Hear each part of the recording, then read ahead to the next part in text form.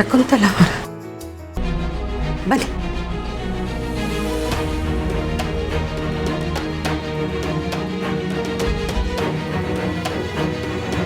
ಕೂತ್ಕೊ.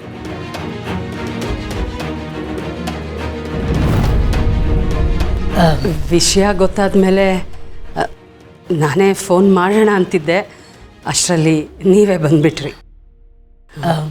ಸ್ವಲ್ಪ ಪಾರ್ಥ ಮತ್ತು ಅಪೇಕ್ಷೆನ ಕರೀತೀರಾ? ಹಾಂ ಹಾಂ, ಕೂತ್ಕೊ.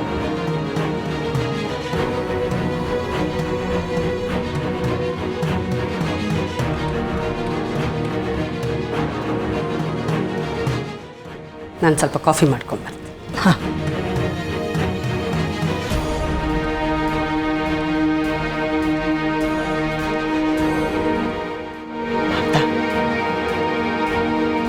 ನಿನ್ನ ಮನಸ್ಸಲ್ಲಿ ಏನೂ ಇಟ್ಕೋಬೇಡ. ಅವನು ಮಾಡಿದ್ದು ಸರಿಯಲ್ಲ, ಅದು ಯಾರೂ ಒಪ್ಕೊಳ್ಳಲ್ಲ.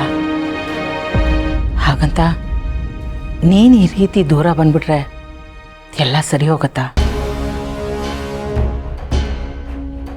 ದೂರ ಹೋಗಿದ ತಕ್ಷಣ ಸಮಸ್ಯೆ ಎಲ್ಲ ಪರಿಹಾರ ಆಗ್ಬಿಡತ್ತಾ? ಆ ರೀತಿ ಆಗಿದ್ದಿದ್ರೆ ಯಾರೂ ಜೊತೆಗೆ ಇರ್ತಾ ಇರಲಿಲ್ಲ. ಒಂದೊಂದು ಸರಿ ಹೊಂದ್ಕೊಂಡು ಹೋಗ್ಬೇಕಾಗತ್ತೆ, ಆವಾಗಲೇ ಸಂಬಂಧ ಉಳ್ಕೊಳ್ಳೋದು. ಎಷ್ಟೇ ಕೋಪ ಇದ್ರೂ ಮನೆ ವಿಷಯ ಮನೆ ಒಳಗೆ ಕೂತ್ಕೊಂಡು ಬಗೆಹರಿಸ್ಬೇಕು. ಈ ರೀತಿ ಆಚೆ ತರಬಾರ್ದು. ನಾನು ನಿನ್ನ ತಾಯಿ ಕಣು, ನೀನು ಹುಡ್ಕೊಂಡು ಬಂದಿದ್ದೀನಿ.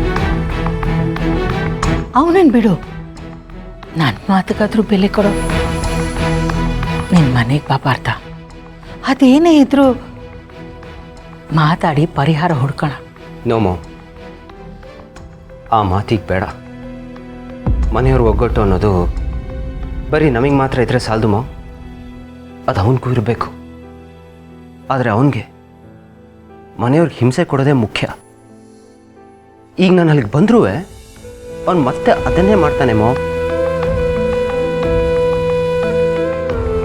ಮತ್ತೆ ಯಾಕೆ ಅಲ್ಲಿಗೆ ಬರ್ಬೇಕು ನಾನು?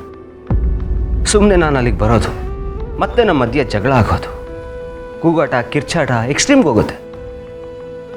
ಮಾಮ್, ನಾನು ನಿಜವಾಗ್ಲೂ ಇಲ್ಲಿ ತುಂಬಾ ನೆಮ್ಮದಿಯಾಗಿದ್ದೀನಿ. ಪ್ಲೀಸ್ ನಾನು ಇಲ್ಲಿರೋಕ್ಕೆ ಬಿಟ್ಬಿಡು. ಎಷ್ಟು ವಿಚಿತ್ರ ಅನ್ಸುತ್ತೆ, ನೀನು ಮನೆ ವಿಚಾರನ ಮನೇಲೇ ಇಟ್ಕೊ ಅಂತ ಹೇಳ್ತಾ ಇದೆಯಾ. ಆದರೆ ಅವನು ಮನೆ ವಿಚಾರನ ಟಿ ವಿ ಕ್ಯಾಮ್ರಾ ಮುಂದೆ ಕೂತ್ಕೊಂಡು ಮಾತಾಡಿದ್ದಾನೆ. ನಮ್ಮ ಮನೆ ವಿಚಾರನ ಪಬ್ಲಿಕ್ ಮಾಡಿದ್ದಾನೆ ಮೋ. ಯಾರೋ ಬೇಡದೇ ಅವರೆಲ್ಲ ನಮ್ಮ ಬಗ್ಗೆ ಮಾತಾಡೋ ಥರ ಆಗೋಯ್ತು. ಇದ್ರ ಮುಂದೆ ನಾನು ಮಾಡಿದ್ರೆ ಏನೂ ಇಲ್ಲ ಮೋ. ಬರೀ ತನ್ನ ಸ್ವಾರ್ಥಕ್ಕೋಸ್ಕರ ಮನೆ ಅಂತನೂ ನೋಡಲಿಲ್ಲ, ಮನೆಯವ್ರಂತನೂ ನೋಡಲಿಲ್ಲ. ಇಂಥವನ ಜೊತೆ ನಾನು ಬಂದಿರ್ಬೇಕಾ ಮಾಮ್? ಒಂದು ವಿಷದ ಸರ್ಪನ ನಮ್ಮ ಜೊತೆ ಇಟ್ಕೊಂಡ್ರೆ ಏನಾಗುತ್ತೆ ಹೇಳು? ಏನಾಗುತ್ತೆ ಅಂತಲೇ ಹೇಳೋಕ್ಕಾಗಲ್ಲ. ನಾಳೆ ಬೆಳಗ್ಗೆ ಇಷ್ಟೊಂದು ಅಪಾಯ ಇದೆ ಅಂತ ಗೊತ್ತಿದ್ರು ನಾನು ಅಲ್ಲಿರ್ಬೇಕಮ್ಮ.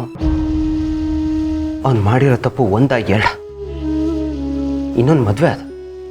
ಮಲ್ಯದಕ್ಕೆ ಕಷ್ಟ ಕೊಟ್ಟು ಅವ್ರ ಲೈಫ್ನೇ ಹಾಳು ಮಾಡ್ಬಿಟ್ಟು ಆಮೇಲೆ ಬಿಗ್ ಬ್ರೋಗೂ ಮೋಸ ಮಾಡ್ದ. ಕಂಪ್ನಿ ಹಣದಲ್ಲಿ ಅದನ್ನ ಹೇಗೆ ಬೇಗ ಹಾಕಿ ಖರ್ಚು ಮಾಡ್ದ. ನಮ್ದು ಎಷ್ಟು ಪ್ರಾಪರ್ಟಿಗಳನ್ನ ಮಾರಿದಾನೆ. ಇಷ್ಟಾದ್ರೂ ಒಂದು ಸಣ್ಣ ಗಿಲ್ಟು ಇಲ್ಲ ಅವನಿಗೆ. ಯಾರಾದರೂ ಏನಾದರೂ ಕೇಳಿದ್ರೆ ಇದು ನನ್ನ ಜೀವನ, ನನ್ನ ಲೈಫ್, ನೀವು ಯಾರದನ್ನು ಕೇಳಕ್ಕೆ ನಾನು ಏನು ಬೇಕಾದರೂ ಮಾಡ್ಕೋತೀನಿ ಅಂತಾನೆ.